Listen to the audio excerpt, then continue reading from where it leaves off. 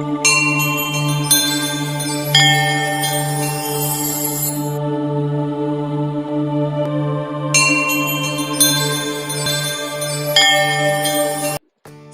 और गर्मी के बीच का खूबसूरत मौसम, प्यूली, बुरांश और बासिंग के पीले, लाल, सफेद फूल और बच्चों के खिले हुए चेहरे।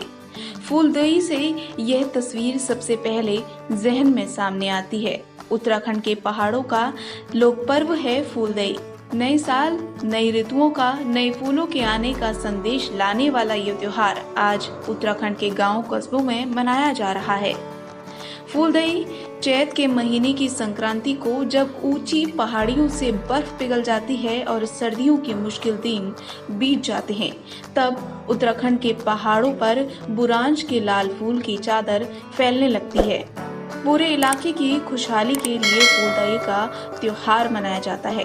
यह त्योहार आमतौर पर किशोरी लड़कियों और छोटे बच्चों का पर्व है। फूलदेई के दिन लड़कियां और बच्चे सुबह सुबह उठकर प्यूली, बुरांश और बासिंग के जंगली फूल इकट्ठा करते हैं। इन फूलों को बांस जैसे दिखने वाली टोकरी में सजाया जाता है। टोकरी में फूलों, पत्तों के साथ गुड़, चावल, नारियल रखकर बच्चे अपने गांव, मोहल्ले की ओर निकल जाते हैं। इन फूलों और चावलों को गांव के घर की देहरी यानी मुख्य द्वार पर डालकर लड़कियां उस पर खुशहाली की दुआ मांगती है। इस दौरान एक गाना भी गाया जाता है, फूलदेई छम्मा देई जतको देला उतके सई द्वैड़ी द्वारा भर भकारा। फूलदेई से जुड़ी कई लोक कथाएं भी हैं।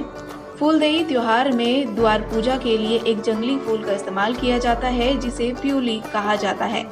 इस फूल और फूलदेई के त्योहार को लेकर उत्तराखंड में कई लोक कथाएं मशहूर हैं, जिनमें से एक लोक कथा कुछ यूं है कि एक वन कन्या थी जिसका नाम प्यूली था।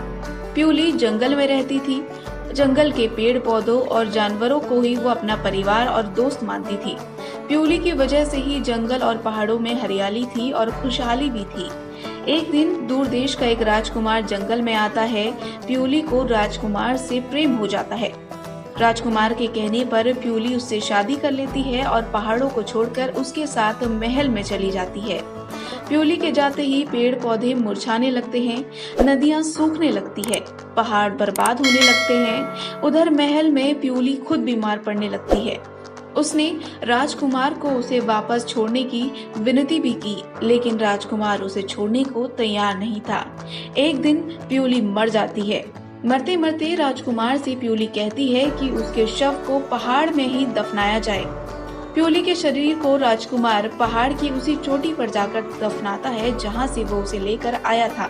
जिस जगह पर प्यूली को दफनाया गया, कुछ महीनों बाद वहां पर फिर से पेड़ पौधे खिल आते हैं और इन्हें प्यूली का नाम दिया जाता है। इस फूल के खिलते ही पेड़ फिर से हरे भरे होने लगते हैं, नदियों में पानी लबालब भरने लगता है, पहाड़ में खुशियां दिखने लगती हैं और एक बार फिर प्यूली फूल के रूप में लौट आती है। फूलदेई के त्योहार पर इसी प्यूली के फूल से द्वार पूजा करती हैं और लड़कियां अपने और पूरे गांव की खुशहाली की दुआ मांगती है। तो फूलदेई पर बना आपको हमारा ये वीडियो कैसा लगा, हमें कमेंट करके जरूर बताएं। साथ ही अगर आपने चैनल को सब्सक्राइब नहीं किया है तो चैनल को सब्सक्राइब कर लें।